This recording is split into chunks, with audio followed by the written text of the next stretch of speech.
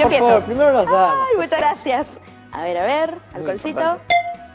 Vamos. Vamos. A ver. A ver. Miedo. Miedo. La última vez que sentí miedo fue hace unos días cuando escuché en las noticias el conteo de los casos de contagio del COVID-19. Y para sentirme mejor, pues me puse a cantar. Que eso me relaja. Muy bueno, bien, es su turno, Junior. Ok, voy. A ver. Primero desinfectamos, por si acaso. Y activa. A ver. Y... A ver. Y... Vergüenza. Bueno, definitivamente hoy en la mañana estaba bañándome y entró mi hermanito a cepillarse los dientes. ¡Qué roche! Pero bueno, luego me puse a escuchar música y ya me relajé. Así que tranqui. Lo más importante. Pues, uno más, Una adelante. más. Espérame, el alcohol. No te olvides, muy bien. Ahí está. Una más. A ver. A ver. Y... Tristeza. Tu turno. ¿Cuándo fue la última vez que te sentiste triste? Con Miluska hemos creado esta ruleta para hablar sobre nuestras emociones. Por ejemplo, yo soy una persona un poco cerrada y no cuento mucho sobre lo que siento a mis amigos. Y como vimos en el programa de ayer, es muy importante hacerlo. Reconocer nuestras emociones, aceptarlas, comunicarlas y aprender a manejarlas. A mí, por ejemplo, me sirve mucho escuchar mi música preferida.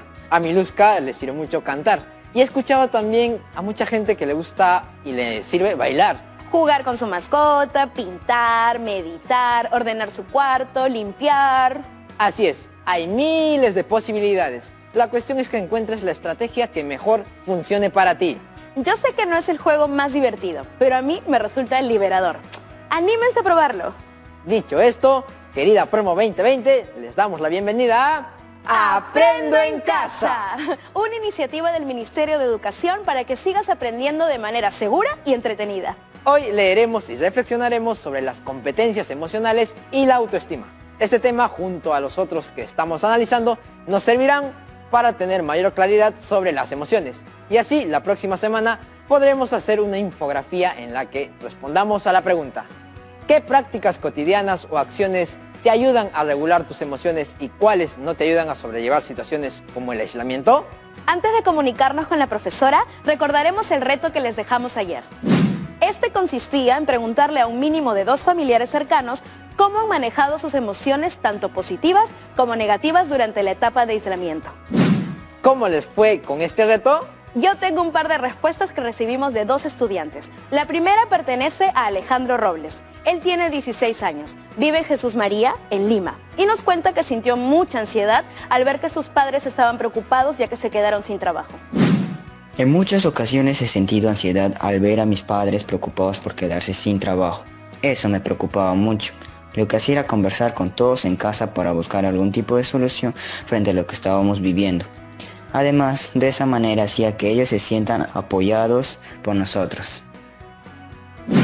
La segunda respuesta nos la envía María de Los Ángeles Meléndez. Ella tiene 14 años y vive en Contamana, en Loreto. Ella nos cuenta que le hizo la pregunta a su hermano mayor y él le contestó lo siguiente. Cuando dijeron que estaríamos en cuarentena obligatoria, a mi hermano mayor le dio mucha cólera, porque eso significaba que ya no iba a poder jugar partido con sus amigos, y justo estaban organizando un campeonato. Renegó bastante, hasta que mi papá nos explicó lo que podía pasar si no cumplíamos con la cuarentena. Para manejar esa situación frustrante, mi hermano decidió hacer ejercicio en casa y prepararse bien para que cuando vuelva a salir su equipo gane ese campeonato. Muchísimas gracias a Alejandro y María de Los Ángeles por compartir con nosotros sus respuestas. Sus respuestas son muy importantes porque a través de ellas podemos reconocer que las emociones las tenemos todos, sin importar la edad, y cada uno la maneja de acuerdo a cómo ha aprendido a hacerlo. En algunos casos será más fácil y en otros necesitaremos de ayuda, y eso no está mal. Creo que lo importante es aprender a sobrellevarlas, para que cuando seamos adultos no nos cueste tanto y poder así ser soporte emocional para los demás. Ahora sí, nos comunicamos con la profesora. Ya está, ya. Hola, profesora Julia. Buenos días, profesora. Bienvenida a Aprendo en Casa. Hola, chicos. ¿Cómo están? ¿Y cómo están todas y todos en sus casas? Espero que bien y con muchas ganas de aprender. ¿Qué es eso que veo por ahí? Profesora, eso es algo, estoy seguro que le va a encantar. Ayer nos motivó mucho el tema del programa y vimos en YouTube que algunas personas, Niñas y niños, sobre todo, ¿para qué vamos a mentir? usan esta ruleta para hablar sobre sus emociones. Así que nosotros decidimos hacer la nuestra y nos ha servido. Es cierto, a veces necesitamos un empujoncito, un pretexto para animarnos a hablar sobre lo que sentimos. En ese sentido, esta ruleta me parece una gran idea. Comencemos con nuestra lectura. ¿Qué les parece? Me pongo cómoda. El texto se titula Competencias emocionales y autoestima en la adolescencia. Impacto sobre el ajuste psicológico. Este texto fue adaptado de Schoves, Tamarit, González y Montoya Castilla. Lo pueden encontrar en el volumen 6, páginas de las 51 a las 56 de la Revista de Psicología Clínica con Niños y Adolescentes de enero del 2019. Miluska, ¿qué es lo primero que debemos hacer cuando tenemos un texto para analizar? Un reconocimiento completo para ver si hay imágenes, cuadros o algún detalle que nos pueda dar una idea general de lo que vamos a encontrar en él. Además, podemos identificar la longitud del texto, cuántos párrafos tiene, el título, si tiene citas en los párrafos y si también cuenta con las fuentes de información de donde han sido extraídas algunas de las ideas que encontraremos en el texto. Exactamente. Observemos el texto que analizaremos hoy. ¿Cuenta con imágenes o cuadros? No, profesora, es un texto continuo, sin imágenes.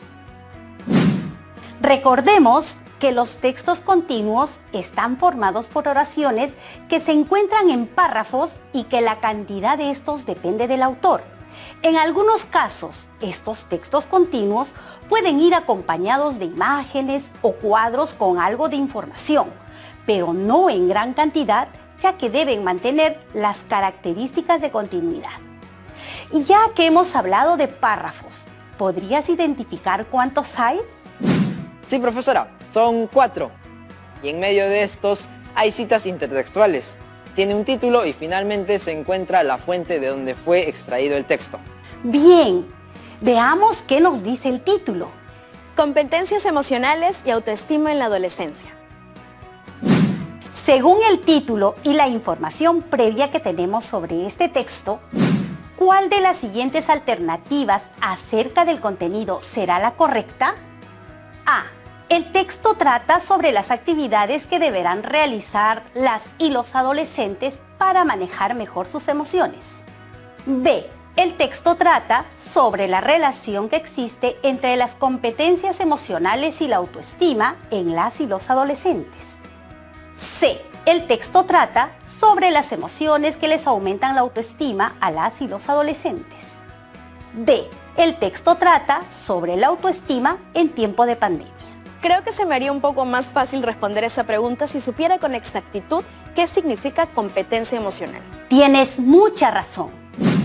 La competencia o inteligencia emocional es la capacidad de reconocer nuestras propias emociones o sentimientos y los de los demás, de motivar y manejar adecuadamente las emociones. O sea, la competencia emocional es la habilidad para reconocer nuestras emociones y saber cómo manejarlas. Así es, como cuando nos dijeron que teníamos prohibido salir los domingos. Algunas personas se enojaron, pero de ese grupo algunas decidieron controlar su enojo y cambiarlo por oportunidad para compartir con sus familias, mientras que otras sí mantuvieron el enojo e incluso salieron desobedeciendo las reglas. Las personas que manejaron mejor esa emoción tienen la competencia o inteligencia emocional más desarrollada que los otros. Me quedó clarísimo, ahora sí puedo contestar. A ver, la letra A menciona que el texto trata sobre las actividades que deberían realizar los adolescentes, pero no creo que la lectura se refiera a eso. En ese caso, el título sería algo así como Recomendaciones para las y los adolescentes. La letra C nos muestra las dos palabras que aparecen en el título. Por lo tanto, podría ser, pero me hace dudar cuando dice emociones que les aumentan la autoestima. porque ese no es el tema del que venimos hablando desde el programa pasado. La letra D está descartada ya que solo menciona la autoestima. ¿Y la B? La letra B la dejé para el final porque pienso que es la que más se acerca. ¿Por qué? Es la única que menciona los dos conceptos del título y nos sugiere que debe existir una relación entre ellos. Yo también me inclino por la B. Tu análisis fue muy bueno, pero veremos si es el correcto al finalizar la lectura del texto. Leamos el primer párrafo. En la adolescencia se producen profundos cambios físicos, cognitivos y sociales que ponen a prueba los recursos de las y los adolescentes. Se considera que las habilidades emocionales ayudan a tener aptitudes relacionales que promueven un adecuado ajuste y desarrollo en las y los adolescentes. Proporcionan recursos que protegen al adolescente a través de identificar y tener conciencia de sus sentimientos, así como de regular sus reacciones emocionales en sí mismos y en los otros. Asimismo, las habilidades emocionales aumentan la autoestima de los adolescentes al darles recursos para enfrentarse a las dificultades. ¿Cuál será la idea principal de este párrafo y cómo la reconocemos? Les doy 10 segundos para que puedan responder en casa.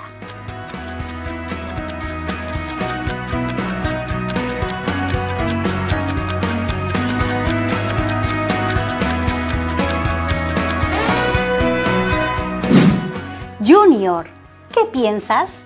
Profesora, estoy casi seguro de que la idea principal del párrafo es la primera oración. En la adolescencia se producen profundos cambios físicos, cognitivos y sociales que ponen a prueba los recursos de las y los adolescentes. Porque la idea principal es la que expresa la esencia del párrafo y es justamente esa oración la que contiene la información base de donde se desprenden las demás oraciones. En esta se menciona que en la adolescencia se producen cambios físicos, cognitivos y sociales. Y en las siguientes oraciones se habla sobre esos cambios, como el desarrollo de las habilidades emocionales, las aptitudes, el reconocimiento de los sentimientos y cómo éstas ayudan al desarrollo de la autoestima. Tienes razón cuando mencionas que la idea principal engloba la esencia de lo que se hablará en el párrafo. Generalmente encierra aquello que él o los autores quieren transmitir y las ideas siguientes son las que servirán como apoyo a la principal. En este caso, el párrafo comienza mencionando una característica importante de la adolescencia y luego se puntualiza en algunos puntos que se desarrollan dentro de esas características. Ahora, ¿por qué crees que los autores afirman que las habilidades emocionales aumentan la autoestima de los adolescentes al darle recursos para enfrentarse a las dificultades?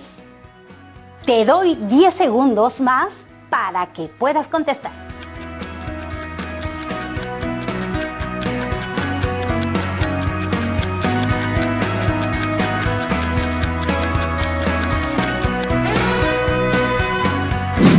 Porque si una o un adolescente ha desarrollado de manera óptima sus capacidades emocionales, sentirá que puede manejar con mayor madurez los momentos complicados que se le presenten. Muy bien.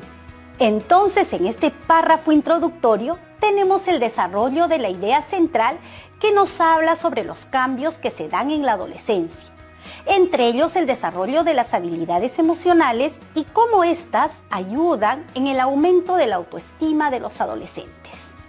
Continuemos con el segundo párrafo. Junior, ¿te parece si te encargas de la lectura? Claro que sí, profesora. Aquí va.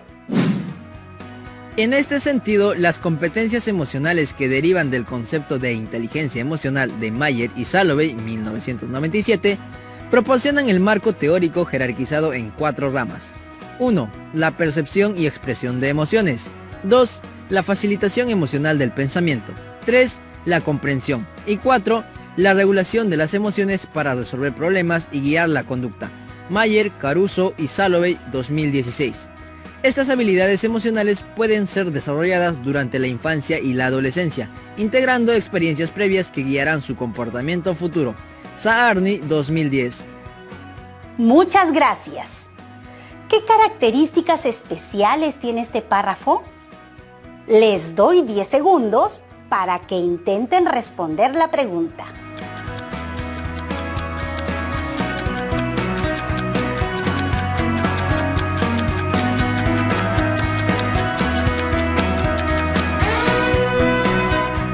La primera que he reconocido es el uso de citas intertextuales, pero lo curioso es que ambas citas se relacionan perfectamente. Es como si ambas se complementaran. ¡Exacto! ¿Te parece si analizamos ambas citas? Toda la primera oración menciona a dos autores que nos proporcionan datos muy interesantes sobre 4 ramas de la inteligencia emocional. Datos que deberías anotar porque te podrían servir para hacer tu infografía. Así es. Habla sobre la percepción y expresión de emociones, facilitación emocional del pensamiento, comprensión y la regulación de emociones para resolver problemas. Profesora, tengo una duda. ¿Qué significa facilitación emocional del pensamiento? La facilitación emocional del pensamiento es la que nos permite entender cómo nuestras emociones afectan nuestros pensamientos y por ende cómo influencian sobre nuestras decisiones. Si no lo sabías tampoco, puedes poner esa información como sumillado. Y en la segunda oración, que también pertenece a una cita, nos dice que las habilidades emocionales que se mencionaron en la primera oración se desarrollarán durante la infancia y la adolescencia. Por eso digo que ambas citas se complementan muy bien y está claro que la segunda no tendría sentido sin la primera. Hay un último detalle que me gustaría preguntarles. ¿Qué significa en ese sentido al inicio del párrafo? Bueno, es un conector que se utiliza para dar continuidad al texto y en este caso significa que todo lo que se va a mencionar tiene relación con lo que se dijo en el párrafo anterior. Así es. No olvidemos que el uso de los conectores es muy importante porque nos ayudan a cohesionar las ideas de nuestros textos. Continuemos con el siguiente párrafo. Yo lo leo. Otro de los recursos personales importantes en la adolescencia es la autoestima, entendida como el conjunto de pensamientos y sentimientos que un individuo tiene acerca de su propio valor. Rosenberg, 1965. La autoestima del adolescente refleja la confianza en sí mismo, siendo esta muy propensa a los cambios internos y externos durante esta etapa evolutiva. Errol y Ort, 2011. Así, los jóvenes con alta autoestima muestran una mejor adaptación a eventos vitales estresantes. Por el contrario, una baja autoestima puede conllevar un riesgo para el bienestar emocional de las y los adolescentes. ¿A qué creen que se refieren los autores con la frase? Otro de los recursos personales importantes en la adolescencia es la autoestima.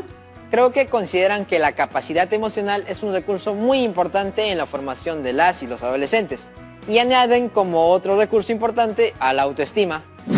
Con este párrafo confirmo que mi elección de la alternativa B, cuando analizamos el título, es correcta. ¿Cómo así?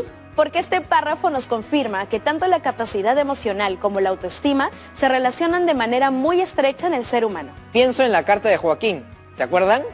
En ella nos decía que el aislamiento había generado diversas emociones en él. Alegría, enojo, soledad, tristeza, que le han permitido cuestionarse respecto a su personalidad.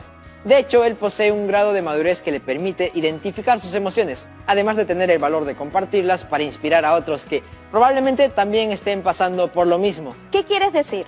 ¿Que Joaquín debe tener una buena autoestima? El texto lo dice. Los jóvenes con alta autoestima muestran una mejor adaptación a eventos vitales estresantes. ¿Y cuál creen que sea la intención de los autores al afirmar la siguiente frase? Por el contrario, una baja autoestima puede conllevar un riesgo para el bienestar emocional de las y los adolescentes. Entiendo que cuando tenemos momentos estresantes, si es que no reconocemos lo importantes y valiosos que somos, podríamos pensar que no seremos capaces de superar ese momento difícil e incluso pensar que ocurrió eso por nuestra culpa. Tener la autoestima baja nos puede llevar a momentos muy difíciles. He conocido casos en los que algunas personas no han sabido cómo manejar situaciones y al tener baja autoestima han tomado muy malas decisiones, como atentar contra ellas mismas porque no son capaces de buscar soluciones y no gestionan bien sus emociones.